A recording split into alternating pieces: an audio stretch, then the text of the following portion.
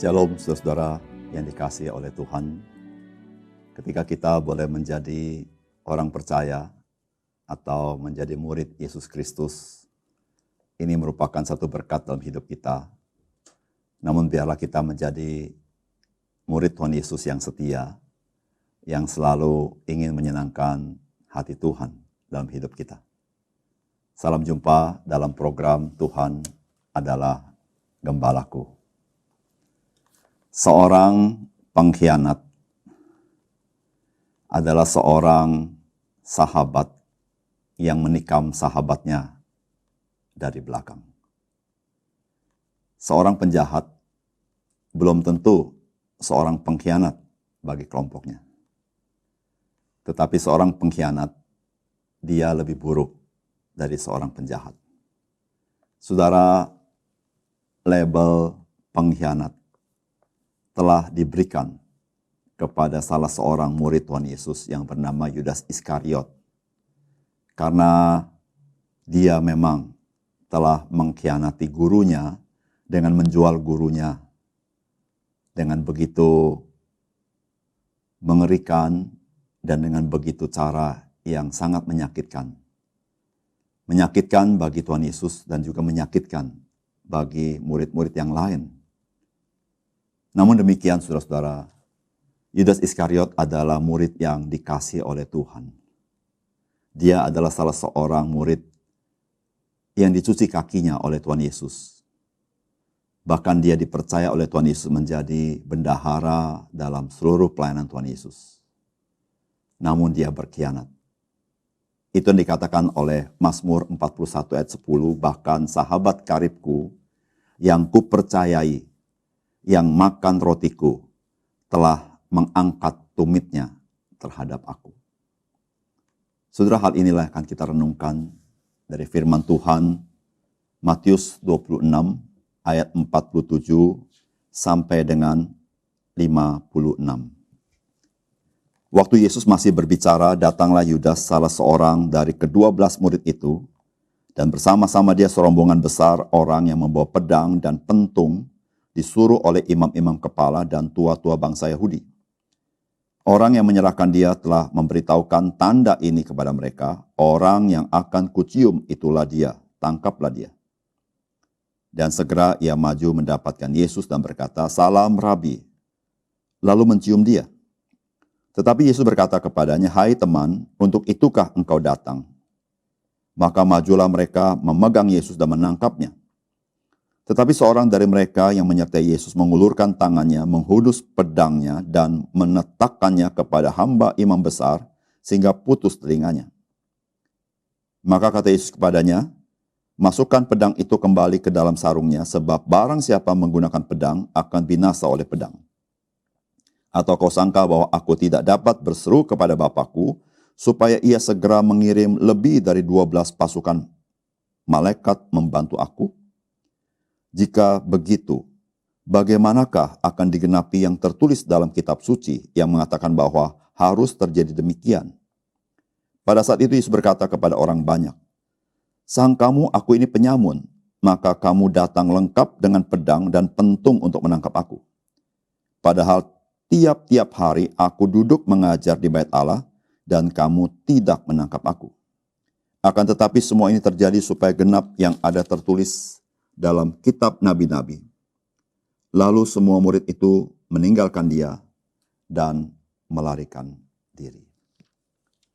Saudara, peristiwa yang kita baca dari firman Tuhan hari ini adalah peristiwa yang dekat sekali setelah Tuhan Yesus bergumul di Taman Getsemani.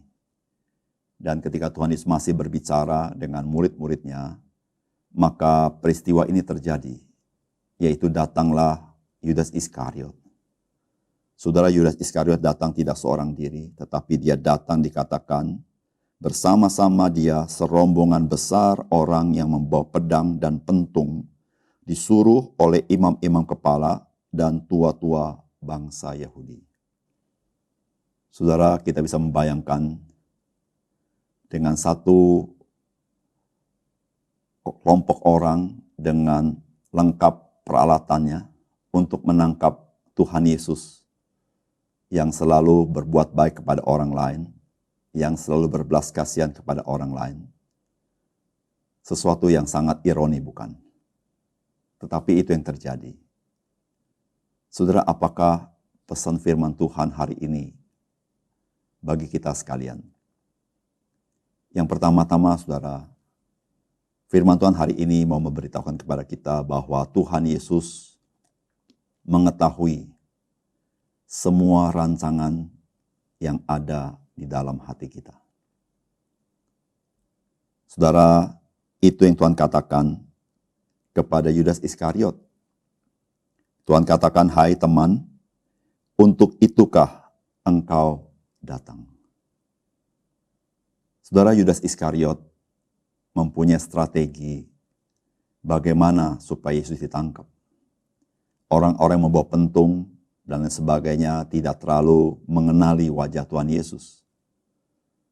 Dan supaya mereka tidak salah tangkap, maka Yudas Iskariot memakai strategi orang yang dicium itulah yang harus ditangkap. Saudara, bayangkan, mencium adalah tindakan kasih. Tetapi mencium dari Yudas Iskariot di sini adalah suatu tindakan pengkhianatan. Saudara, sikap seperti ini sangat menyakitkan Tuhan Yesus. Tetapi saudara-saudara, Tuhan Yesus tahu apa yang menjadi rancangan Yudas Iskariot. Oleh karena itu Tuhan berkata, "Hai teman, untuk itukah engkau datang?" Saudara-saudara yang kasih dalam Tuhan, tidak ada sesuatu yang rahasia di mata Tuhan. Tuhan tahu itikat hati kita, Tuhan tahu rancangan hati kita, Tuhan tahu strategi yang sedang kita buat. Yang kita pikir Tuhan tidak tahu. Tetapi Tuhan tahu apa yang dalam hati kita, saudara. Saudara-saudara, kalau Tuhan bertanya kepada kita, "Hai teman, untuk itukah engkau datang?" Saudara, bukankah kata-kata ini sangat bisa menyedihkan hati kita? Karena dia tahu jikalau kita ada itikat yang tidak baik dalam hidup kita. Sebagaimana Yudas Iskariot. Namun Yudas Iskariot, dia telah mengeraskan hati. Dia tidak peduli dengan perkataan Tuhan itu. Dan dia melakukan dengan sengaja. Saudara yang kasih dalam Tuhan, mari kita sebagai anak-anak Tuhan, kita terus meneliti hati kita. Adakah hati kita bersikap yang tidak baik, bersikap yang tidak patut kepada Tuhan kita? Untuk apa yang kita kerjakan, untuk ibadah kita, untuk apa kita melayani Tuhan, saudara-saudara yang kasih dalam Tuhan, semuanya itu, saudara, Tuhan mengenali hati kita. Oleh sebab itu, saudara-saudara, mari kita selalu menjaga ketulusan hati di dalam kita melayani Tuhan, di dalam hidup kita. Karena Tuhan tahu apa yang ada di dalam hati kita. Yang kedua, saudara, firman Tuhan hari ini mengajarkan kita bahwa Tuhan tidak menghendaki orang-orang percaya menggunakan kekerasan di dalam hidup kita. Saudara, ini terjadi ketika Tuhan Yesus akan ditangkap. Maka salah seorang murid daripada Tuhan Yesus memakai pedang, saudara-saudara. Maka dikatakan dengan pedang itu dia menyerang, menetakkan kepada telinga daripada hamba imam besar, sehingga telinga itu menjadi putus. Saudara, Tuhan Yesus menegur, dan Tuhan berkata, "Masukkanlah pedang itu kembali ke dalam sarungnya, sebab barang siapa menggunakan pedang akan binasa oleh pedang." Saudara, bukankah itu yang terjadi dalam dunia ini? Orang saling mendendam satu sama lain. Satu orang berbuat jahat kepada orang lain kembali membalas dengan perbuatan jahat. Maka saudara, dendam, saling membunuh, saling menyakiti, tidak pernah selesai. Maka Tuhan berkata, "Atau kau sangka bahwa aku tidak dapat berseru kepada Bapakku, supaya ia segera mengirim lebih dari 12 pasukan malaikat membantu aku?" Saudara, Tuhan Yesus bisa berbuat seperti itu. Karena dia punya pasukan bala tentara Allah yang mempunyai kekuatan yang lebih besar daripada tentara manapun. Namun Tuhan tidak memanggil bala tentara Allah. Saudara, Tuhan ingin memberitahukan kepada kita, janganlah kita melakukan kekerasan kepada orang lain, tetapi biarlah Tuhanlah yang menjadi pembela kita. Tidak seorang pun dapat menyentuh kita jikalau Tuhan tidak mengizinkan. Tuhan bisa mengirim bala tentaranya untuk melindungi dan menyelamatkan kita. Saudara, mari kita bersandar kepada Tuhan untuk apapun yang kita alami. Mungkin ada masa-masa di mana kita masa-masa sulit. Mungkin ada masa-masa di mana kita begitu mengalami rasa takut, rasa gentar, mungkin ada ancaman orang lain. Mungkin ada ancaman yang lain. Tetapi saudara-saudara, mari kita belajar dari perkataan Tuhan. Tidakkah engkau sangka bahwa aku tidak dapat memanggil bala tentara Allah itu? Tuhan dapat memanggil bala tentara Allah untuk melindungi dia. Saudara, Tuhan pun dapat memanggil bala tentara Allah untuk melindungi kita. Oleh karena itu, saudara-saudara, mari kita selalu bersandar kepada Tuhan. Kita selalu belajar tidak membalas kejahatan dengan kejahatan. Mari kita membalas kejahatan dengan kebaikan. Karena itulah panggilan kita sebagai anak-anak Tuhan. Supaya kita boleh menjadi berkat bagi orang lain. Namun, kita juga memiliki damai sejahtera. Karena kita punya Tuhan yang membela kita. Yang ketiga, saudara-saudara. Saudara, firman Tuhan hari ini memberitahukan bahwa karya Kristus di atas kayu salib adalah penggenapan daripada nubuatan firman Tuhan. Dan semuanya itu bukan karena usaha manusia. Saudara, itu yang Tuhan Yesus katakan. Akan tetapi, semua ini terjadi supaya genap yang ada tertulis dalam kitab nabi-nabi. Saudara, dalam kitab Sakarya dikatakan di pasal 13 ayat 7. Hai pedang, bangkitlah terhadap gembalaku, terhadap orang yang paling karib kepadaku. Demikianlah firman Tuhan semesta alam. Bunuhlah gembala, sehingga domba-domba tercerai-berai. Aku akan mengenakan tanganku terhadap yang lemah. Saudara yang kasih dalam Tuhan, gerombolan orang-orang datang menangkap Yesus. Dengan cara seperti itu, mereka berpikir bahwa dengan cara seperti itu mereka dapat menangkap Yesus. Namun Tuhan Yesus mengatakan bahwa bukan karena itu. Engkau pikir aku ini penjahat sampai engkau datang dengan sekian banyak pasukan untuk menangkap aku. Tetapi saudara-saudara, ketika Tuhan ditangkap, semua bukan karena kebisaan daripada mereka. Tetapi semata-mata supaya apa yang dikatakan kitab suci digenapi di dalam diri Tuhan Yesus. Sehingga saudara-saudara, keyakinan kita akan siapakah Yesus, bahwa dia adalah Mesias, anak Allah yang hidup, menjadi sebuah keyakinan yang dapat dipertanggungjawabkan. Karena tertulis di dalam kitab suci. Apa yang diusahakan manusia kepada Tuhan Yesus tidak pernah dapat terjadi jikalau memang itu bukan rencana Tuhan.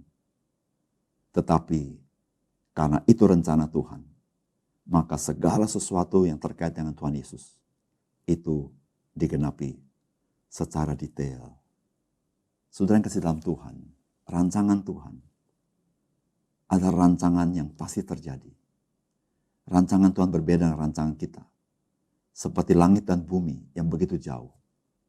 Oleh karena itu saudara-saudara yang kasih dalam Tuhan, marilah kita hidup di dalam rancangannya. Karena rancangannya adalah rancangan yang baik dalam hidup kita. Supaya kita hidup dalam damai sejahtera Tuhan. Saudara, jikalau rancangan itu telah terjadi dalam Yesus Kristus, untuk dia mati bagi kita. Saudara-saudara, tidak ada rancangan Tuhan yang buruk dalam hidup kita. Karena dia yang merancangkan bagi hidup kita Dia telah memberikan anaknya yang tunggal, Tuhan Yesus bagi kita. Supaya kita hidup di dalam Dia. Oleh karena itu, saudara-saudara, tidak ada rancangan Tuhan yang tidak tergenapi. Termasuk rancangan Tuhan dalam hidup kita. Oleh karena itu, tugas dan panggilan kita hidup menyenangkan Dia, dan hidup turut apa yang Dia kehendaki dalam hidup kita. Sehingga kita mengalami campur tangan Tuhan, keajaiban Tuhan, dan juga cinta kasih-Nya kepada kita. Mari kita berdoa. Bapa surga, terima kasih untuk firman Tuhan. Kami bersyukur bagaimanapun Yudas Iskariot bertindak dengan tidak patut bahkan berkhianat. Tetapi Tuhan Engkau mengasihinya. Tuhan memberikan kepercayaan kepada dia. Apa yang dia perbuat adalah tanggung jawab dia. Ya Tuhan, kami berterima kasih bahwa rancangan-Mu selalu terjadi bukan karena usaha manusia. Bahkan ya Tuhan, Engkau yang sanggup menolong kami di saat-saat yang sangat sulit. Karena kalau Engkau mau, Engkau akan memanggil bala tentara Allah yang siap membantu kami. Tapi jikalau tidak, kami percaya segala sesuatu dalam seizin Tuhan.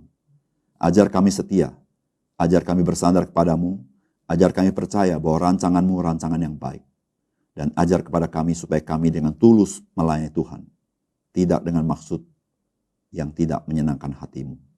Tuhan, kami serahkan hidup kami hari ini. Supaya kami lakukan sebaik-baiknya. Supaya kami boleh melakukan apa yang Tuhan kehendaki. Dan pakai kami menjadi saluran berkat bagi orang lain. Menjadi anak-anak Tuhan yang setia. Yang setia mengikut Tuhan. Setia menyenangkan Engkau. Dan setia melayani Engkau dan menjadi berkat bagi orang lain.